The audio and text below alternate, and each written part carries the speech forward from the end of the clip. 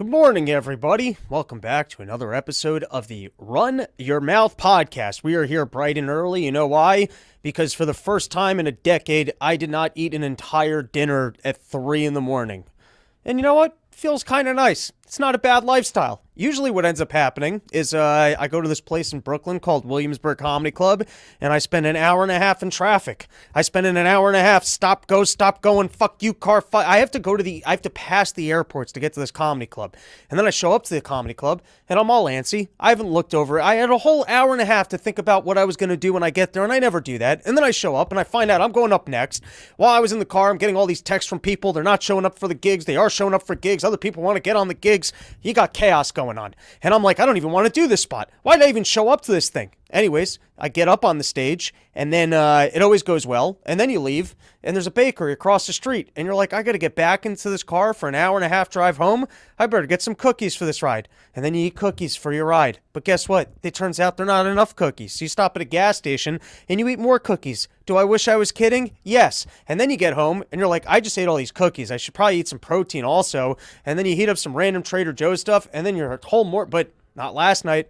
I don't know why. I felt a wave of inspiration because of the good spirit of Porch Tour to not eat myself to death at 2 in the morning. And that's why we're fresh here, 10 a.m. with an entire episode. What is up, people? Firstly, off the bat, first Porch Tour out in Florida was, guys, it was wonderful. I don't know that it was the best comedy show I've ever done. I don't even know if it's the best podcast I've ever done. But being back out there on the porches, drinking with random fans till 1:30 in the morning, watching Clint just debate some other random financial dude about whether or not we got to be putting sanctions on China. Where you get nerdy shit like that out on the lawn while drinking beers at 1 in the morning. So thank you for everyone that came out. If you haven't yet decided which porch you're going to make the pilgrimage to, here's the list. It's all around. And, of course, if you're down in Texas this weekend, we've got Childerberg, and we're going to be doing a milk ceremony live podcast. I've lined up all sorts of comedians from Austin, Texas, so come hang out with us. All right, I got a whole bunch of random topics, and then we've got a stacked news show. First thing I'd like to get into is I'm starting to get a little bit afraid of flying. My whole life, I was not afraid of flying. You know, I don't remember why, but at some point when I started flying a little bit more and doing more Porch Tour type gigs, I remember someone told me planes don't go down because of turbulence. So, you know, when you're on a plane and you're feeling all that turbulence and you start getting frightened, it's no big deal. That was in the pre-Boeing doors days. We've already talked about the Boeing doors, and I said, you're not going to scare me out of flying. But let me tell you, I had an incident flying out of West Palm Beach. You're sitting on the runway, and they're like, due to bad weather conditions, we're going to have to sit here for a while. And you're like, Delta, are you about to turn into Spirit Airlines on me? Am I about to sit on this runway for 3 hours because a little bit of rain? And then 45 minutes later, they made the decision, we're clear for takeoff. And so we start taking off, and oh my God, it was so bad. A lady actually got into the aisle and started yelling, we're all going to die. And it was chaotic. You had the kids crying, and you try and just be stone-faced and be like, I'm not bothered by this at all. I'm not bothered by this at all. So by the way, you know, I was talking about this with a friend of mine. Have some dignity if the plane's going to go down. Just sit there and take it. What does yelling and making a scene do? It's not going to do anything. Just have some dignity and just sit there. And then I've never once in my life actually wanted the pilot just to be like, hey guys, we're not dying. I know it's shaking.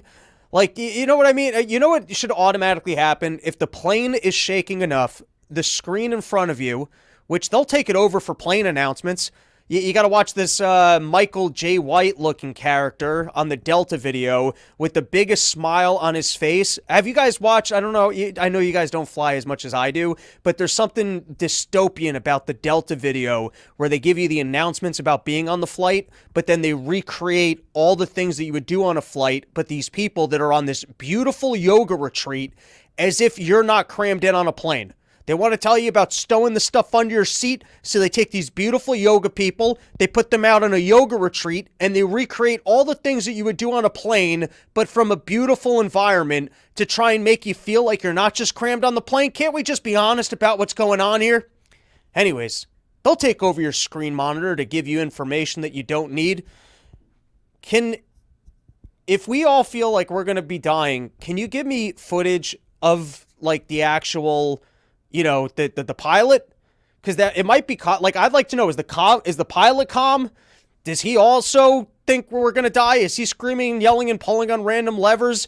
Do we have a woman in there? I feel like this is important information for me to know in the back. Or maybe they put on the screen, and maybe what they can do is they can lie to you, and they can get stock footage. They get that Michael J. White guy that makes all the announcements out on the yoga retreat. You get that guy, and you just put him in the pilot chair, and I get to see him from the back, and he looks calm, and I'm like, all right, it's all fine back here. All right, I got more random topics for you. I was watching this documentary on the plane about the Donut King.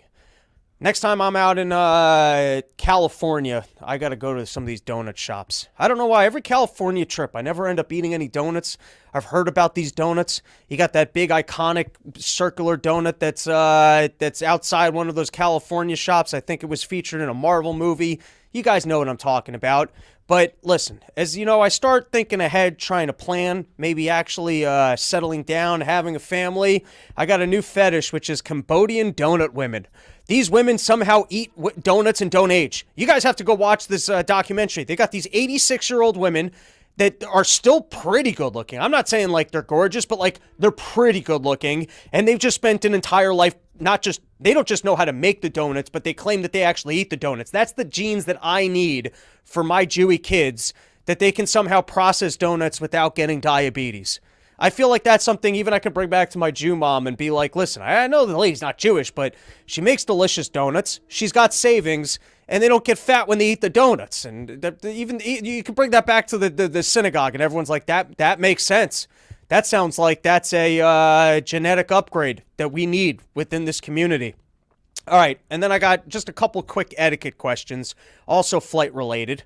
Well, you know, they got to figure out, and I know Biden's taking care of this, which means it won't be fixed, but just figure out how to keep families together on planes. Because firstly, if you end up being the person who's stuck with half a family, now you're working out the whole thing. The kids are coming back, they're swapping the seats, you're passing along the snacks, and none of that really bothers me.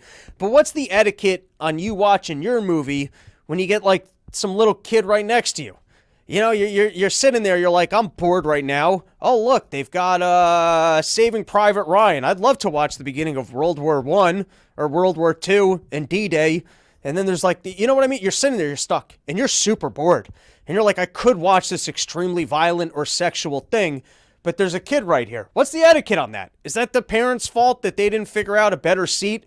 Can you assume that the kid's locked in and not peering out the corner of their eye? Because if I was a kid and someone's watching some crazy shit over here, I might pretend like I'm watching my cartoon over here, but you can bet your ass I'm watching the rated R movie over here.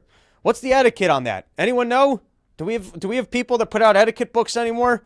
If you're a adult and you're sitting in one seat and some bad parent didn't book their flight enough ahead of time to get the whole row, and so you've got the split family situation, or maybe that's on the adult. Maybe the adult can switch the seats. If they put the kid in the middle and they took the window seat, and then you're in the far seat and you're watching something that's not appropriate for the kid, maybe that's on the adult to then switch seats with his kid.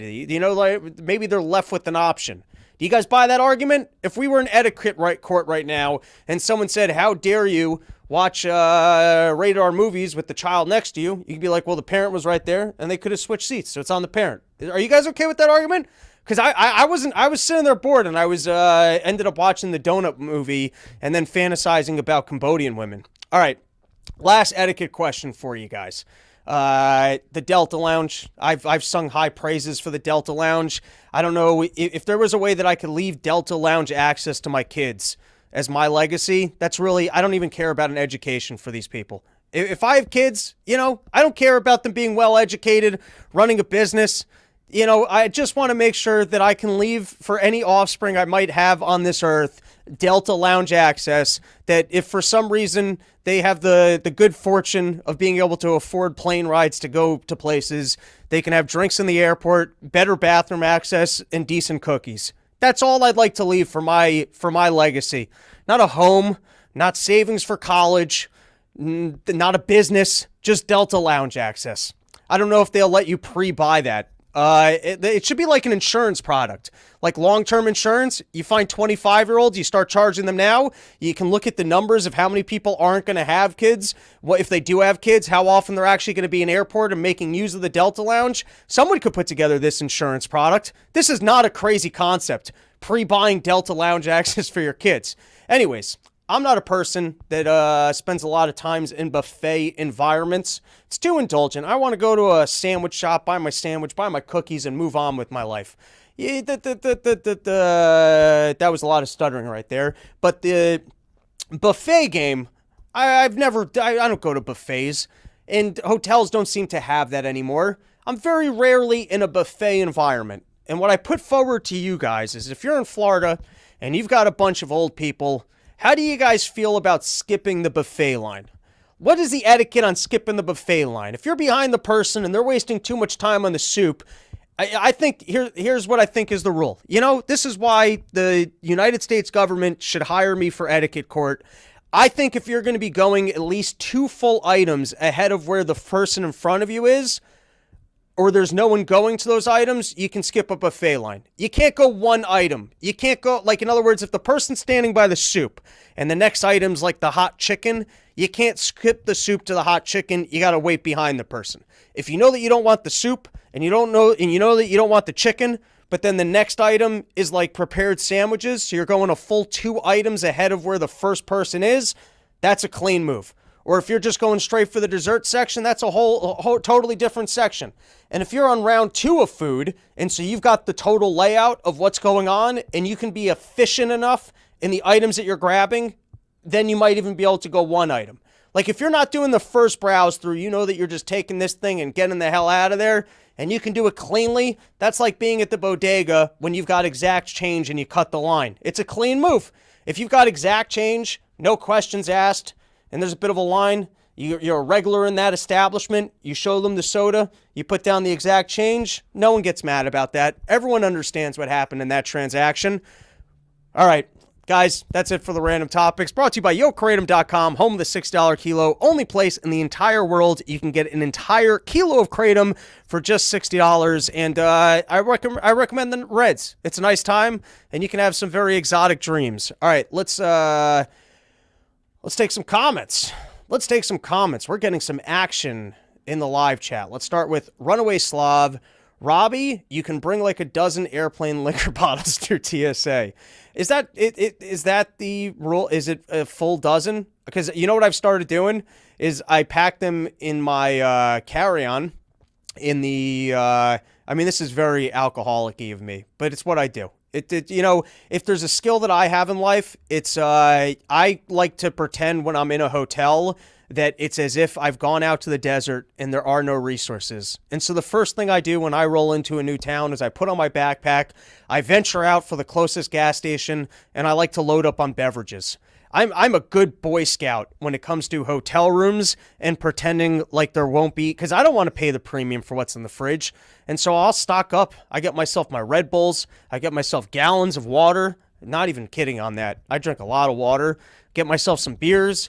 But just in case there is no gas station available, I do like to pick up a couple shooters and put them into my bag with my toiletries so that if by some chance, this is real alcoholic math, even though I don't even drink that much these days, but this is real alcoholic planning, that if for some reason the comedy club you're at, which is at a bar, doesn't have drinks or you choose not to drink all night, and then for some reason there's no bars that are open, and then for some reason you weren't able to get a beer or the lobby wouldn't be able to hand you a beer, in case of an emergency, you have your 1 or 2 little bottles of Maker's Mark just to make sure that you don't have to sleep in a hotel room on the road without having a drink before bed. So I see where you're coming from, but are you actually able to get through airport security with 12 of those? All right. David Allen. I wonder what news he's going to talk about. There's really nothing going on in the world, so probably going to be a short episode. David Allen, that is some fake-ass news right there. There is so much to talk about. Runaway Slav, if you're too slow at the buffet line, you're probably too slow someone skipping you. Yeah, maybe it's just if you're too slow, maybe there should be like little clocks by each item. you step up, and if you're overextending your time, it's not very courteous of old people, though. Like, I think we all understand the old people, they take more time, they're fidgety with the food. It's annoying, but you got to be somewhat respectful of old people. All right, let's get into the news. What do I got going on? Last time, summerporchstore.com. Come hang out at a porch. All right, here we go. What do we got? Let's get this. Oh, no, I went the wrong way with that. All right, what do we got up first? Let's start with... Oh, okay. Guys, sometimes you got to admit when you were wrong. I don't even know if I talked about this yet on an episode, but I thought there is no way that they are going to try and have Joe Biden showing up to debates. I just thought there's absolutely no way, right? If let me pull down this comment. We've seen Biden stutter, we've seen him mutter, we've seen him be lost. Last time they tried to not even run an election where they pretended like everyone needed to stay in their basements, and they had Biden being, I'm going to restore the soul of the country. I'm more respectful. That's why I stay here. And so now he's got to actually show up unless they boost all the bird flu stuff in our milk. Unless they can really preach to us that there's so much bird flu in our milk, everyone's got to go back to staying at home. It seems like Joe Biden's going to have to actually show up to debates and actually campaign. And so I said, there is no way that they're going to let this guy be on a debate stage. Maybe they've got whatever drug cocktail they're giving him so down to a science. But if not, I thought that they were going to play the card of Donald Trump as a criminal. How dare the Republican Party front this guy as a contender? He's known to the New York State as being a sexual assaulter. He's in trouble for defrauding New York State because of his shady business practices. He's in court, and now we're seeing all of these court cases. They're falling apart. The January 6th one is over because Fani Willis was hired, and she hired a prosecutor who she was making hanky-panky with. And so he was spending all the fancy lucrative contracts, going on vacations with the lady. This is all allegedly. Then, of course, he had Jack Smith. And oh my God, was that guy aggressive. He was out there really playing the how dare Trump card, and we're going to get him, and taking the documents. And then it turns out that they were engaged in evidence tampering. And so that one's been suspended. Now you've got the Stormy Daniels one. And that one seems to be falling apart, which we're going to see in a moment.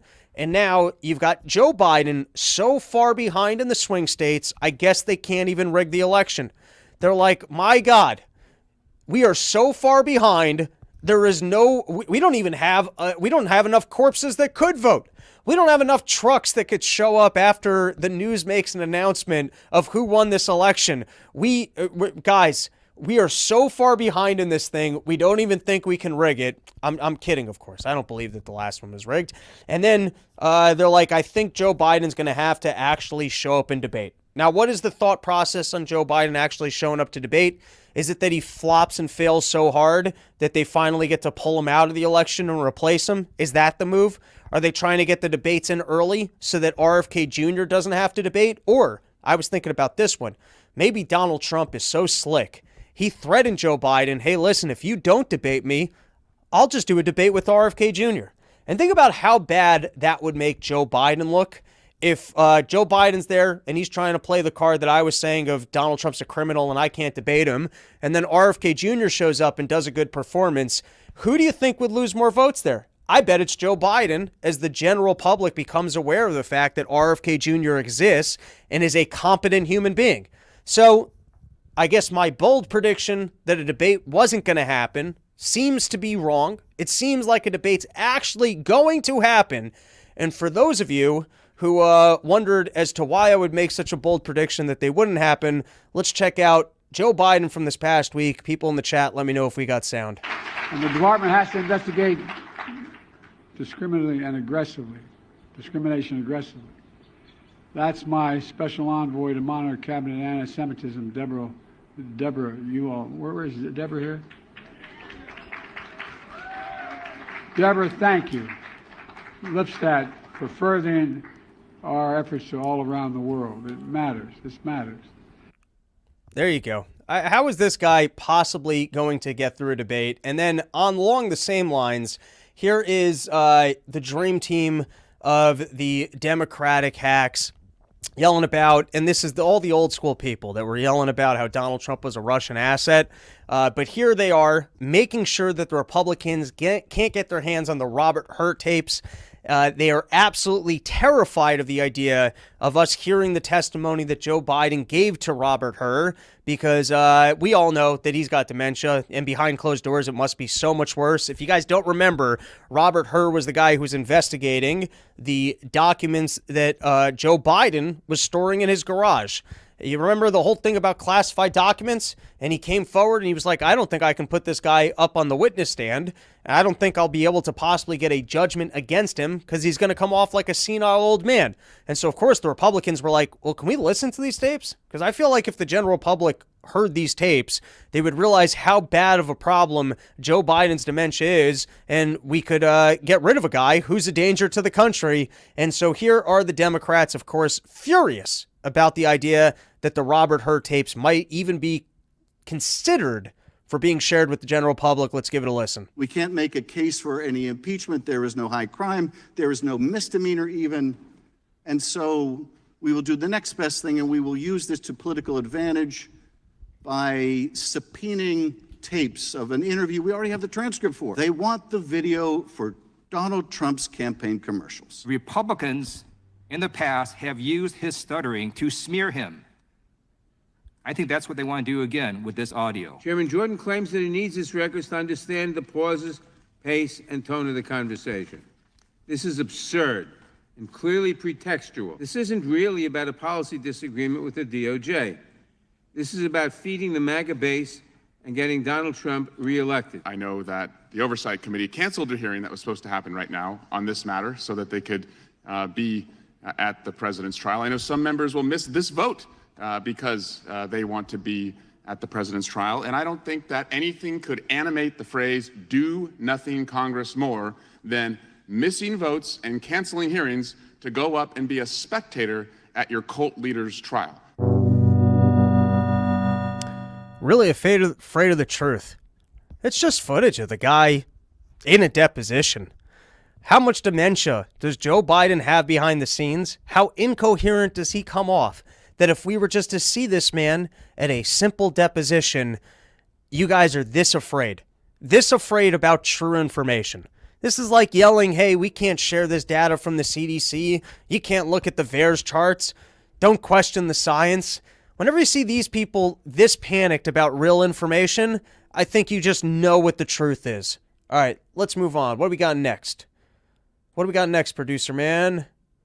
Did I skip All right, and then this was, I thought, kind of telling. This was the latest from corporate press, mainstream media, as the Donald Trump court case falls apart, as it seems like the fellow will not be going to jail. He'll be able to actually get out of court and run an election.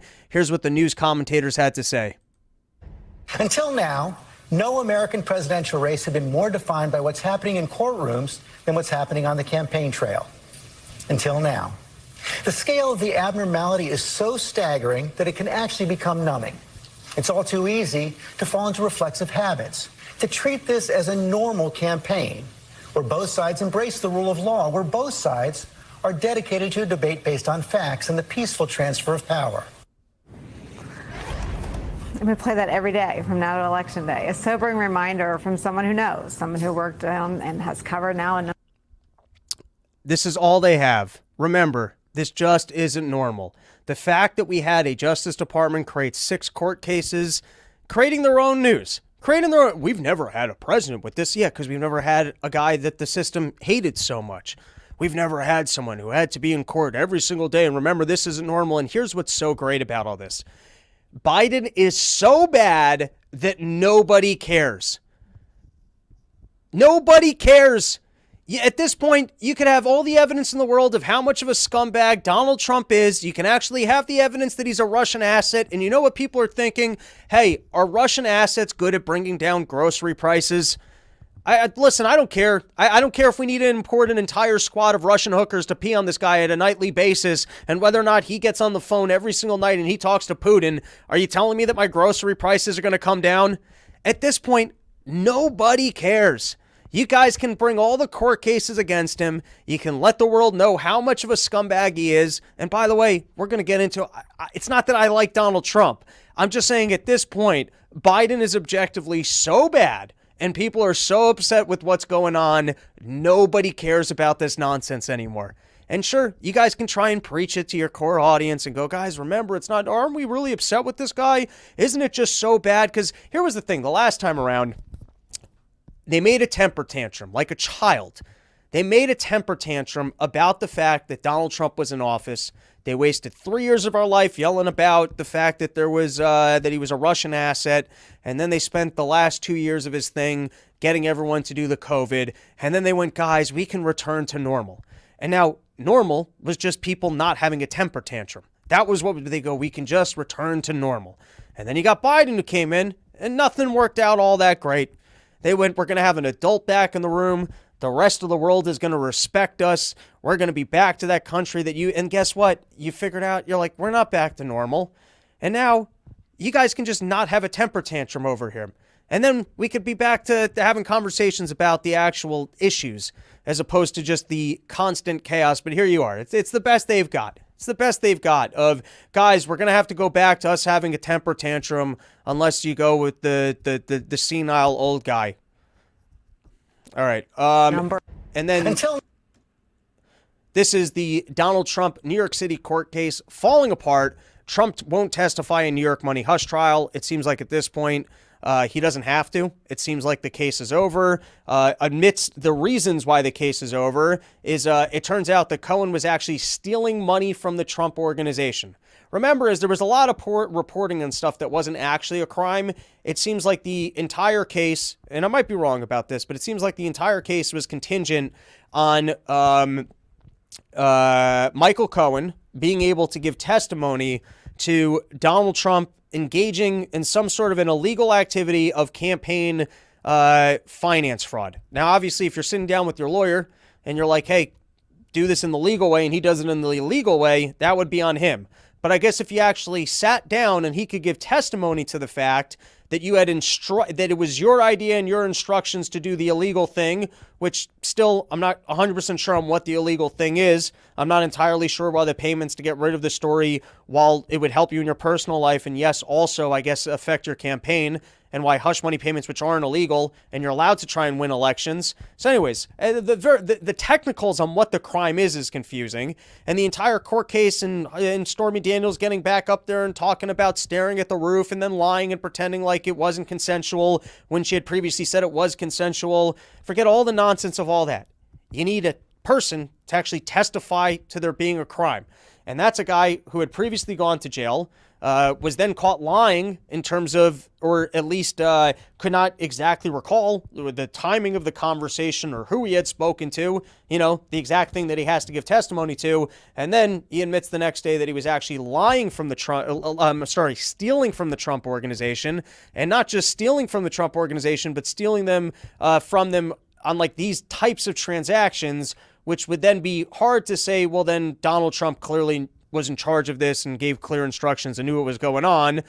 Because, I mean, how do you give testimony in court against a guy that you were just stealing from? I would think that that would discredit you as being an honest and fair witness. And then you had, this was just such a spectacle. It's worth reading. So Donald Trump, I guess their team, they only brought one person in for the defense. And I was reading headlines today. Haven't read today's news yet. Today's news will be covering at Childerberg. Haven't gotten into it yet. But they had this guy, and it just seems like it was a real spectacle where he was giving testimony against Cohen, or I guess at earlier moments in time, Cohen had told him that he didn't have any incriminating evidence against Trump. And this guy was just sitting in court, staring the judge down to the point that the judge had to dismiss everybody to yell at him. And he's not on trial, so I don't really know what happens when you have witnesses who are just pissing off the judge. It's kind of funny. Can you hold a witness, like a witness who's there? Does he, or do you then end up punishing? I don't know. I don't watch enough courtroom drama shows to tell you guys, but I always enjoy just a good courtroom spectacle that includes Donald Trump, and this was as good of a spectacle as you could have. Let's give this a read. An attorney who represented Michael Cohen testified Monday that Donald Trump's fixer turned foe had told him that ex-president knew nothing about the hush money payment to porn star Stormy Daniels moments before irking the judge by rolling his eyes and muttering on the stand. So that's direct testimony against Cohen. But I don't know the latest. I don't know what happened today. This was from yesterday. Robert Bob Costello, the second witness called by Trump's lawyer at his Manhattan criminal trial. Oh, so I guess he's not the only witness. Contradicted previous testimony by Cohen that the real estate mogul was aware of the deal to pay Daniels $130,000 to silence her story about having a tryst with him. Once again, being aware of the payment shouldn't be a problem. It would be in specific instructions to not do it in the legal way. You're allowed to make payments. If the problem was the way the payments were processed, even that's not a crime. You see how far, at least in my head, it seems like we're just removed from actual crimes? Anyways, let's continue. Michael Cohen said numerous times that President Trump knew nothing about those payments, that he did this on his own, and he repeated that numerous times, claimed Costello, a Trump ally who last week bashed the prosecution case in front of Congress. The judge then excused the jury to lecture Costello about proper decorum inside his courtroom, telling him that if he doesn't like a ruling, you don't say geez. That's fine. You know, you're in my courtroom, you just got to take it. None of the muttering, none of the show. You just got to take it. If you don't like my ruling, you don't give me side eye and you don't roll your eyes, he said before accusing the witness of staring him down. Are you staring me down right now? The judge fired. Are you staring me down right now? Clear the courtroom, the judge said, briefly forcing reporters out into the hallway. Behind closed doors, the judges laid into Costello and threatened to remove him from the stand, according to a court transcript. There you go, the latest shenanigans from the Trump court case. All right, before I play this next video, let's take a moment and thank another one of our sponsors, sheathunderwear.com. Guys, it is summer. You've got some sweaty balls. You might be flying on airplanes. You might be in all sorts of situations that you don't want your cock and balls flopping all over the place and sticking to your legs. So let me tell you, there's a cure to swamp ass, and it's at sheathunderwear.com. Use promo code RYM. You'll get yourself 20% off the greatest underwear that's ever graced the balls of man. And you got Father's Day coming up. Your dad, if you got an old school dad, he's probably got balls. He probably doesn't even know that there's new sheath underwear technology with moisture wicking cooling technology and a compartment that you can safely stash let your dad know, hey, listen, my balls are getting droopy and you've got like 30, 40 years on me. You must have some real droopy nuts. So I bought you some sheathunderwear.com and I used Robbie the Fire's promo code RYM to get yourself 20% off. I actually Robert texted me the other day with like a Father's Day super promo code, which I'll have on the next episode. All right, I don't even know if this was sometimes the problem with endlessly scrolling Twitter for random news topics is that you don't know how recently something transpired. But as people get all excited for Donald Trump, they go, look, he's finally getting out of his court cases. And I certainly think that he's better than Biden. I think it's good to remember how spineless he is and how little he's able to do to actually stand up to the deep state and how little he actually cares for you and how it's all about him winning and being able to have the title. And I think this video really showcases that. Let's give it a watch. In terms of talking about this corruption, by the way, name that comes to mind in the news recently is Julian Assange. You know, he was exposing this corruption early on. He's had his life ruined because of it. It's a really sad story. Edward Snowden, I mean, think about that bravery. For me, I was quite young when that was going on. But I mean, the idea of saying, hey, whistleblowing, actually, we've got some corruption going on. They're not being honest with the American people. You could have had a chance to pardon these individuals. Why decide not to in that moment? You have two sides of it. In one case, you have like sort of a spy deal going on. And in another case, you have somebody that's exposing real corruption. Right. I feel a little bit, I won't say which one, but I feel a little bit more strongly about one than the other. Right. And you probably understand that. Mm-hmm. But I could have done it, but I will say you have people on both sides of that issue, good people on both sides, and you have some bad people on one side. But I decided to let that one ride, let the courts work it out. Mm-hmm. And I guess the courts are actually doing that. Yeah, these are big decisions. Yeah. In a certain way, you know, you have a country and there was some spying things and there was some bad things released that really set us back and really hurt us with what they did. You understand that. Mm-hmm. There are people on both sides of the issue, and it would force me to actually maybe lose some political capital and actually do something, make a decision about my own beliefs, make a decision about what's actually moral and right here, actually take a stand that might help other people. And when I realized that I might have to actually do something for someone else and that there might be consequences for it, I realized, you know what, why don't I just leave this one for the courts? Why not just do what's safe? And and by the way, in that case, when you're having troubles with the deep state, if anything, if you actually care about maybe a show of force, putting those people into check for the next time around and not just playing ball when you get threatening calls from McConnell or other people and actually exerting your political power a little bit more, well, I don't even think that it helps Trump's case. All right, let's continue. We got more topics. We got more going on. We're only on slide 9 of 19. This is a stacked episode, everybody. All right, out in the Middle East, there was a technical failure that caused a helicopter crash that killed Iran's president, state news agency reports. Anyone think that this guy's helicopter just crashed? I mean, it could be. You got mountains, you got fogs. We all see what's going on Boeing planes, and that's with the greatest nation that ever existed on Earth. You've got Iran under sanctions. What kind of helicopters are these guys working with? Would they buy old Vietnam stuff for us? Were we getting along with them in Vietnam? I don't know. Where does Iran get its helicopters from? Are they building their own helicopters? And even Kobe Bryant, he had a helicopter go down. He had a good American helicopter. Even so, people do die in helicopters. What do you guys think? I think we all know what we think. But this is the cool movie shit. You know, like if they got a Mossad and they're able to go and blow up helicopters, they're able to write software that messes up the turbines, that gets you to actually enrich uranium. I'm all for the movie shit. I'm all for the special forces operations where elites go after elites. Now I get it. You guys are like, this is still escalatory. You're like, yeah, look at the history. Look at what happened in World War I and the assassinations that led to war. But I'm like, just if you guys want to go after each other and do mafia shit where your mob boss takes out their mob boss and you're keeping the civilians out of it, go ahead. That's the cool stuff. And that's why the war machine has lost all of our support. It's because they don't do the cool movie shit. Tell me about the operations. Have your SEAL Team 6s go out to other parts of the world, rescue kids, take out drug lords, make sure that the Houthis aren't taking out fishing lanes. Just keep the civilians out of it. Just don't be arming the Saudi Arabian planes to be blowing up and causing famines in Yemen. But you want to send special forces in there and actually take out like their people and stuff that would make for a great Hollywood film? I like Hollywood films. We root for you if you guys actually go out there and you take out bad guys. If you actually use all of your equipment to protect infrastructure, and all right, I get it. Oh, well, who gets to label who the terrorist is? And what's a freedom fighter? And what's a this? I'm just saying, if the elites want to do some mafia shit and take out the helicopter of the people that they don't like, good. You want to go after the other world leaders and keep us out of it? I'll root for that. That's a fair compromise. You guys want to play the game of war with each other, but it doesn't involve us? Have at it. And if you guys are such badasses that you figured out how to get into Iran and, take out one of their helicopters, I mean, listen, do I think you could probably be getting along with Iran?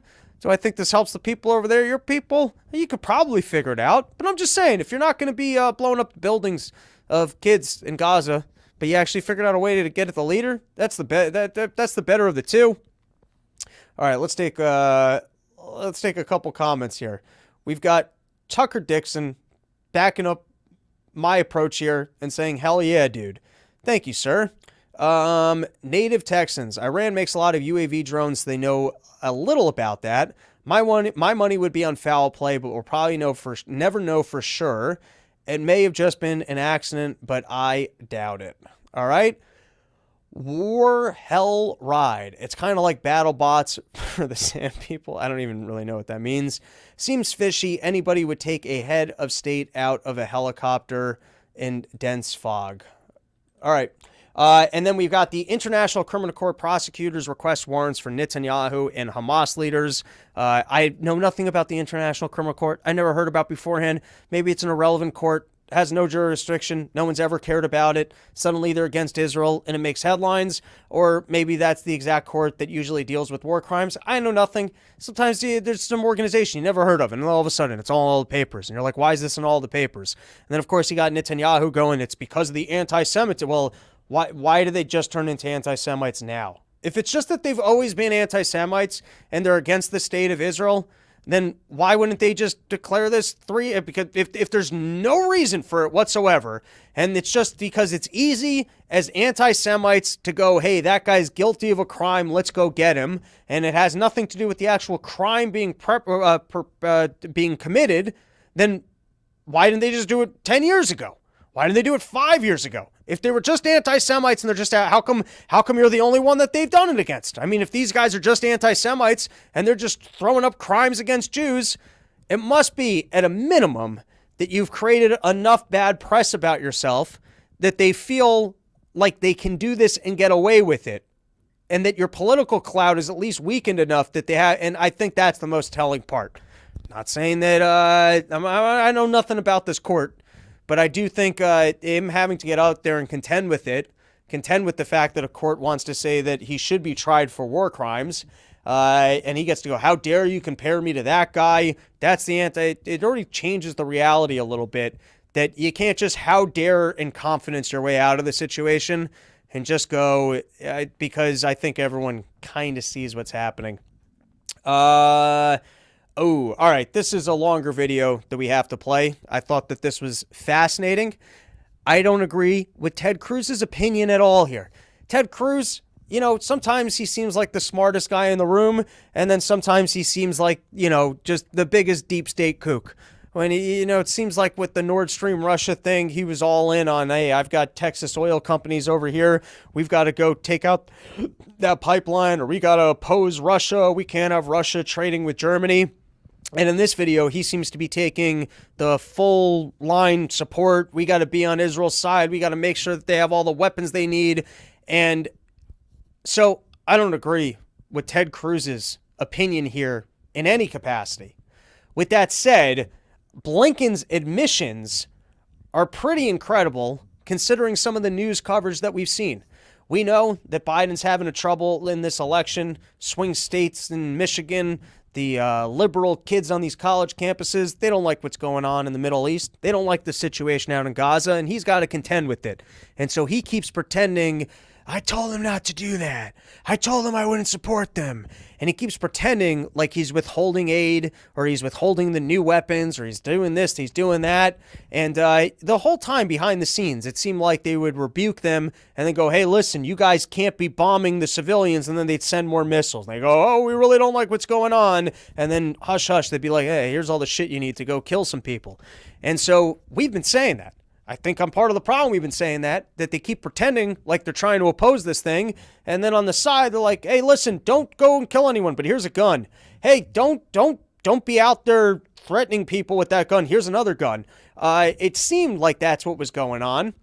And then we saw recent reporting here where the Biden administration was really going ham and saying, you guys can't go into Rafah. We're going to withhold new aid if you guys, or new weapons if you go into Rafah. Don't be going into Rafah. We saw all sorts of news stories about the Biden administration actually standing up to Israel if they went into Rafah. And then here, I guess under the threat of lying to the Senate, which I believe you can get in trouble for, we have a very different story coming from Blinken that basically all of the reporting that the Biden administration wasn't going to send aid has all just been lies of the media. And let's give this a listen. Thank you. Thank you, Mr. Chairman. Senator Cruz. Thank you, Mr. Chairman. Senator. Mr. Secretary, you have presided over the worst foreign policy disaster of modern times. When Joe Biden became president, he inherited peace and prosperity in the world. We now have two simultaneous wars waging the world. Prosperity might be a little bit of an overstatement. He did come into COVID and a lot of spending and those supply line issues. I don't know that prosperity is a fair word. Peace, maybe you can make an argument that there were less wars, but I don't know that prosperity is a bit of an overstatement. Worst war in Europe since World War II and the worst war in the Middle East in 50 years. Both, I believe, were caused by this administration's consistent weakness. And indeed, your foreign policy is precisely backwards from what a rational American foreign policy should be. To our friends and allies, this administration has consistently undermined, weakened, and attacked them. And to our enemies, this administration has shown constant appeasement and indeed has flowed billions of dollars to the enemies of America who want to kill us. Senator Barrasso asked you about Ibrahim Raisi. Your State Department put out a statement sending condolences for his death. Mr. Secretary, is the world better today now that Raisi is dead? Given the horrible acts that he engaged in both as a judge and as president, to the extent he can no longer engage in them, yes, the Iranian people are probably better off. You didn't say that in your statement, did you? I believe that we did. And certainly our spokesperson... Today, the United Nations is flying their flag at half-staff to mourn the death. So far, just to interject, I didn't mean to play this part. I have no problem with any of this. Thus far, you know, the Ted Cruz shenanigans, it's fine. I agree with him on this part. Doesn't bother me. Just trying to, you know, yeah, he's got Blinken there, and he might as well stir up some shit of, hey, why don't you guys go fight the UN? And he's like, I don't know, we got a guy with dementia here, and like we're trying to win an election, and everyone's kind of annoyed with us. You know, how many problems are we gonna try and cause over here? So this part doesn't really bother me that much. The next part is what I was referring to when I gave the introduction, but let's continue. Would you agree that it is utterly disgraceful for the United Nations to be mourning the death of the butcher of Tehran? We're certainly not mourning his death. As I said, we expressed... Would you agree it's disgraceful for the UN to be? I'll look at what they've done. We certainly would not do that. What they've done is flown the flag at half-staff. Is that disgraceful? We wouldn't do that, and we would certainly find that... And I would note that's the absence of American leadership. All right, let's shift. The Washington Post on May 11th wrote an article. I'm going to read the opening paragraph. The Biden administration, working urgently to stave off a full-scale Israeli invasion of Rafah, is offering Israel valuable assistance in an effort to persuade it to hold back, including sensitive intelligence to help the Israeli military pinpoint the location of Hamas leaders and find the group's hidden tunnels, according to 4 people familiar with the U.S. offers. Is that paragraph accurate?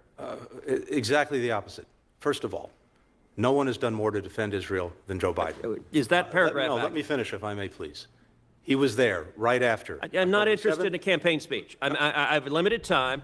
Is the paragraph in the Washington Post accurate? This part I like, by the way, because sometimes I agree with Cruz when he's attacking people, and he's good at this. And I like the just boss mode, cut the guy off, and this is good tactics. Just don't give me the bullshit and answer my question. Doesn't let him get away with screaming around, but also I don't agree with Cruz's position here, and he does get to the truth. Accurate. Which is that the Biden administration is just full support. As you read it, no. To the contrary, we're providing everything we possibly can to Israel to help them find. So the 4 sources that briefed the Post, and by the way, briefed multiple other media outlets, they were lying? Absolutely. So, all right, so that, did the administration offer to provide the locations of senior Hamas leaders to Israel if they didn't invade Rafah? That's, again, totally misleading and wrong. Here's what we've said, and here's what we're doing. We have said that there is a better way to deal with the challenge that... I'm not interested in the speech. If you don't want to hear my answer... Did you offer the location of senior Hamas officials if they didn't invade Rafah? That's a yes or no. If we had the locations, of course we'd provide them, irrespective. So this statement, you're saying the Post got it totally wrong, it is utterly false, and anyone who said to the contrary was lying and perjuring themselves if they were under oath. That statement is incorrect. We have done and will continue to do everything we can to, if we can do it, develop the information and share the information. I wish we had it. Does the administration have intelligence on the location? Which, by the way, not taking issue with any of this yet, because I guess if you actually had the exact location of leadership, and so I guess Israel could take, or maybe, I mean, that would be a good move, is to publicly go, hey, we told them where they can find the people who are actually responsible for this, and therefore they don't have to kill any civilians or engage in these other military activities. Can you imagine if we had that information, we didn't share it? Locations of Hamas officials that you have not shared with Israel? No. Does the administration have the locations of Hamas terror tunnels that you have not shared with Israel? No. Okay, so then your position is that this story is an utter and complete lie. As you've read it to me, Senator, it's not. It is not. It's not accurate. And we're not interested in playing word games. I've asked you very directly. I have so not. You're saying there's not a single Hamas leader that you know about that you or the administration has offered will tell you where they are if you don't invade That is correct. Rafah. What have you offered them not to invade Rafah? We've offered them nothing not to invade Rafah except a plan to deal more effectively with Rafah. Okay, so to your deal with their testimony under invading oath is you've offered them nothing not to invade Rafah. I find that very hard to believe, but I just want to understand what your testimony is. I'll be very clear. We have told them, we've been engaged in a long conversation with them about the most effective way to deal with the problem we agree must be dealt with. They That are is quite Hamas aware and you Rafah. disagree with their plan to kill the Hamas terrorists because That's you and the absolutely- president have vocally said it. And to be absolutely clear, wrong. your State Department on the morning of October 7th sent out a tweet telling Israel not to engage in military retaliation. I called you out at 3 in the morning and you deleted that tweet. The next day, you personally on October 8th sent a tweet saying you'd spoken with the Turkish foreign minister and Israel should not I think we're getting to the retaliate. withholding aid part From the here. very beginning, Should have the timestamped Biden this better. administration has consistently at every stage told Israel, and by the way, when I called your tweet out, you deleted it again. At every stage, you have been telling Israel, do not kill the terrorists, and that has been from day one. Senator, I was in Israel 5 days after October 7th. I've been there 7 times since. No one, starting with President Biden, has done more to make sure they have what they need to defend themselves from Hamas, to deal with the threat that Hamas poses. With to all make due sure respect, that is simply wrong. ludicrous. That is ludicrous. Why have you cut off weapons to Israel then? We have not cut off weapons to Israel. In fact, as you know well, starting many years ago, President Biden was at the heart of the MOU that led to Israel having a 10-year guaranteed supply of assistance. When you became Secretary of State, how much oil was Iran selling a day? I'll have to come back to you on any numbers. I don't have the numbers. You don't know. It doesn't surprise me you don't know. It was about 300,000. How much oil is Iran selling today? We've applied. Maybe I overstated that. If I edited the show and didn't go live, maybe that wasn't worth being played, because I guess technically I'm right that he did just say we have not cut off arms, but it could be that the recent reporting. I guess that's what I was saying, is that while there've been reports they were going to withhold arms, at least under testimony, he's saying that they haven't done so. All right, we got we got more stuff. The rest is more focused, except I don't know what this next video is. As I claim that the next one won't be as much of a meander. People's Republic of China. He is a war criminal. Oh yeah. Somehow someone managed to get in during this to yell. I don't know how that happens. Did they just set that up? Do they have a person just ready to go? They're like, this is your cue, you get to go in there. But look at Blinken's face where he's like, shit, this isn't going to look good.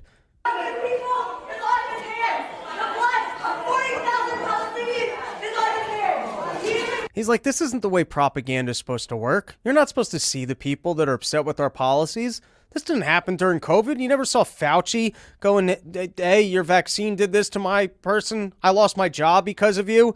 And you could see it on his face. It's fun seeing how upset his face is of like, why do I have to deal with this?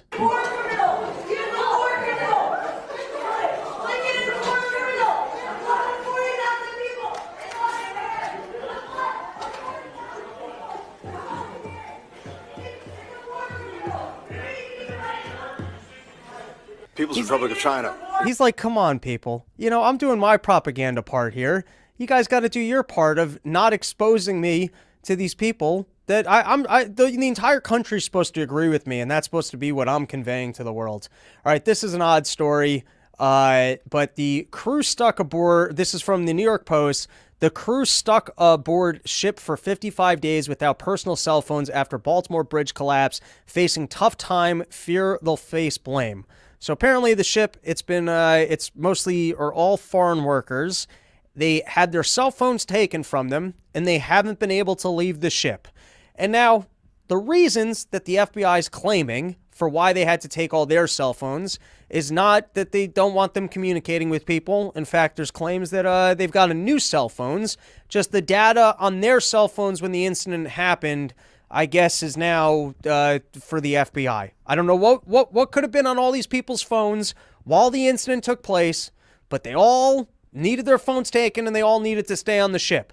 And now the reason why they needed to stay on the ship is that there's some sort of a law that giant boats in the ocean need to be fully staffed, even if they're wedged into a bridge, even if the staff is already messed up in the most horrible of ways and the thing is no longer sailing in the ocean. There's some sort of a law that those people, and I guess the company is not able to swap them out.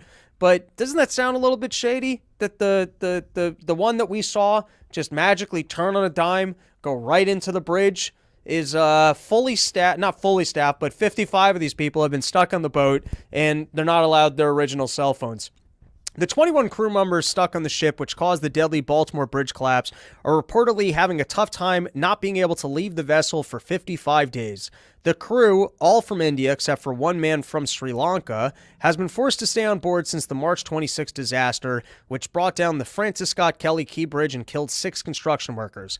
During that time, they have scrambled to find survivors of the accident, had their phones confiscated by FBI agents, and endured multiple controlled explosions to break apart a huge chunk of bridge stuck atop the ships below.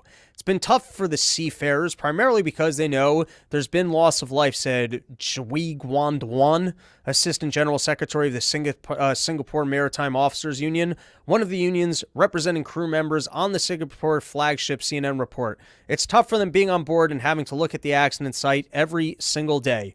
U.S. maritime rules stipulate ships must maintain a minimum staffing at all times at any time machinery aboard is running, so crew can be available to respond if something goes. It already went wrong. It already went wrong. What more is going to go wrong?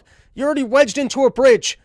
All right, the crew situation has become further complicated while they've been trapped because U.S. visas they're carrying, allowing them to leave the boat, have expired. That's a fun predicament to be in. Doesn't that sound like something that you can easily solve if you didn't want the people trapped on the boat? Doesn't it sound like you found the most technical rules to keep them trapped? And then why is it that you want them trapped on the boat?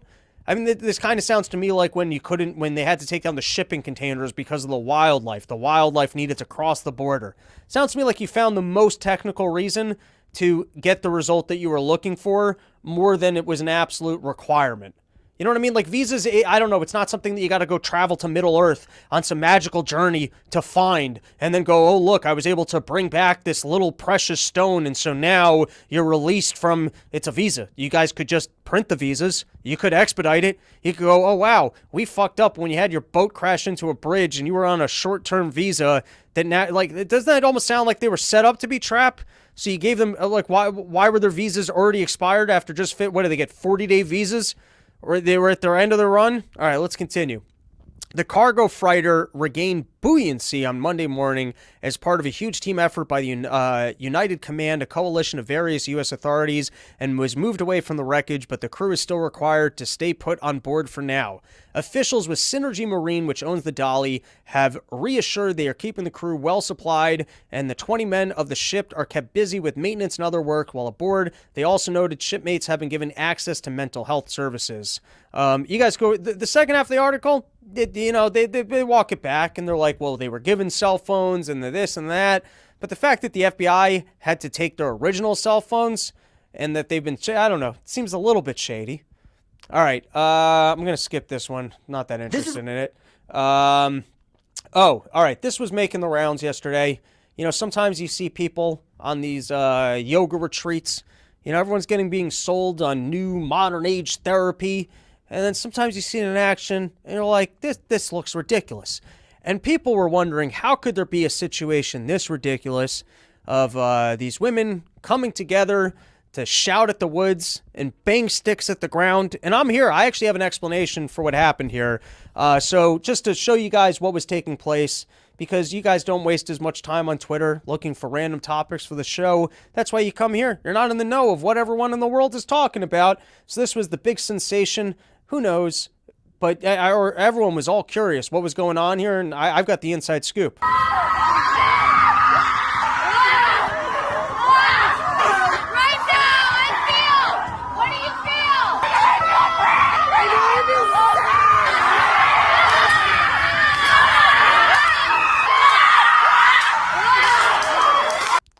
And so what was going on here is these are all the women that went on Tinder dates with me last year and decided not to sleep with me.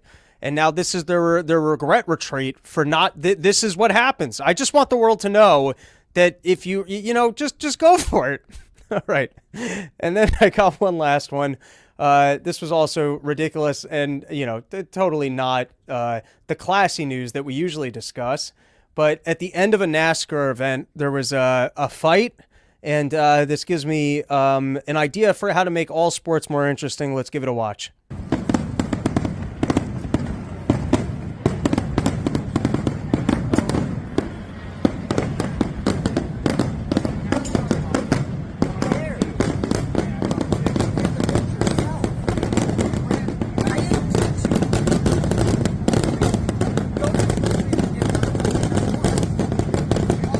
Fireworks thing's a little annoying.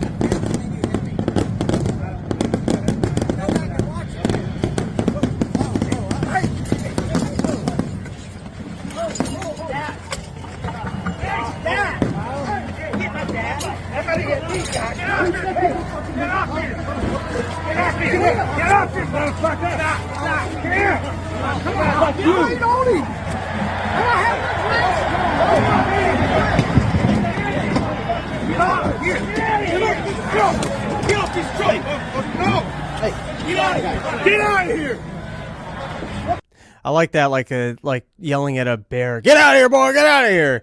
I think, obviously, I'm not a big fan of NASCAR, or at least I haven't really watched all that much NASCAR. Here, give me a second here. I can change up the screen. But if you're not knowledgeable of racing, you're watching the racing for the crashes. It's the most exciting part of the sport. Or if you don't watch racing, but then you hear that there was an epic crash, you're going to watch. And yeah, does that say something terrible about us as human beings, that we like seeing other people when they're close to death or in deathly situations? Of course, but it's a spectacle. It's a spectacle. And you're lying to me. If I told you, hey, there was a 25-car pileup, you're going to watch that every single time. And you make this sport even more interesting is if somebody crashes your car and then if the sport was actually, then you go fight them. If this was the sport, now I understand fighting's a separate sport, but like in hockey, it kind of polices the game. It makes the sport better because if you're enough of a dick to somebody, you're going to have to go fight the biggest guy on their team. If you keep slashing and checking and playing dirty, it polices the sport. And so here, if you're going to check someone else's car into the board and wreck their car, you're going to have to fight them afterwards. I feel like that would probably make NASCAR a better sport. If you crash somebody's car, and by the way, you're talking about was fighting more dangerous than having your car crashed on the race course? I feel like this should be a part of NASCAR. If you crash my car, you're gonna have to fight me. Now you might argue, well, that's gonna ruin the whole sport because some of the best drivers aren't gonna be the best fighters. Well, maybe then you could do the hockey thing where you get a second guy in your squad and then he fights the guy in that squad. Or maybe that's the way it works. You got to fight. It's the way it is. You want to be in your car, you want to be racing, and you want to be doing things that's going to crash other people's cars. Unless maybe the problem could be is that you end up with a really spectacular driver who just wants to fight people. And I guess that wouldn't work. All right, listen, I talked myself out of another thing on the show. That's what happens. It's another thing. If we edited it, if we weren't live, I would have gone, oh, you know what? That was a really stupid and shitty idea. I should just take it out, and then everyone will still think I'm super smart. But listen, guys, none of that's important. You know what's the most important? Doesn't this kind of look like we set Bernie Sanders on fire? Doesn't that kind of look what LVMP? He did a great job with this one. He did a great job with all the artwork. Anyways, come out for Porch Tour, summerporchtour.com. We're going to be at Porches nationwide. Might still add some more dates. Atlanta, that's the only one. It doesn't have a ticket link yet because the porch fell through. If someone's got a porch in Atlanta, if not, I'm going to play a fucking truck stop, all right? I'll just roll up with my equipment. I'll let people know what the truck stop is. If you're into glory holes, you can go do that afterwards. Maybe everyone can go inside, get themselves a whole big handful of snacks. We can make it a truck stop porch tour snack party. All right, that's the show. Thanks for hanging out with us. Looking forward to Childerberg. If you're out in Texas, come hang out. If you're going to be down at the Libertarian National Convention, I'm going to be there Thursday doing the shows with Dave Smith. Friday and Saturday I'm in Texas, but I am going to come back on Sunday. We'll see. I'm planning. I have a flight 7 in the morning. I don't have a hotel room in Austin. I'm planning on drinking till 4 in the morning and going directly to the airport and hopefully sleeping on that flight. And I thought I'd be landing in D.C. to drive home until I heard that Ron Paul is showing up, and then I was like, I'm pretty sure I gotta go. I gotta go back. So I'll probably be back on Sunday, hanging out, and that's it. All right, let's take some comments. We might be wrong. We definitely waste as much time on Twitter as you, Robbie. Well, then send me the good clips. robsnewsroom@gmail.com. If you guys are coming across the good, maybe I can make like a shared folder or a website or fan contributions of the Twitter clips you'd like to hear me comment on the show. And then I could potentially get rid of my phone and not even waste the time on Twitter. All right. Evil Fandango. Whoa, looks like they're trying to scare bears away and men. Accurate. That's a funny way of learning to make sandwiches. Fair enough. Fuck, he was vaxxed pure sperm. Porch store posters. Art is kick-ass. I think... Listen, I got lazy. I started going on all these websites trying to get this. Actually, I was trying to get the kind of piranha-looking Run Your Math thing. I think it's over here. No, they're not over there. I was trying to... Listen, I'm working on some merch. I got to actually get the shit printed, but at a minimum, I do think I'll bring some posters to sign, and maybe you guys will pay for them, and then Porch Store might actually make some money. Might be wrong, bro. Start a Discord, and we'll contribute. In the near future, we will be doing the leftover call-in show once I actually get in touch with my buddy Andrew to build out the back end, which also, he's already archived everything, so for some reason, YouTube goes back to full censorship. We will have a home for all of the content. All right, thanks for hanging out with us. Down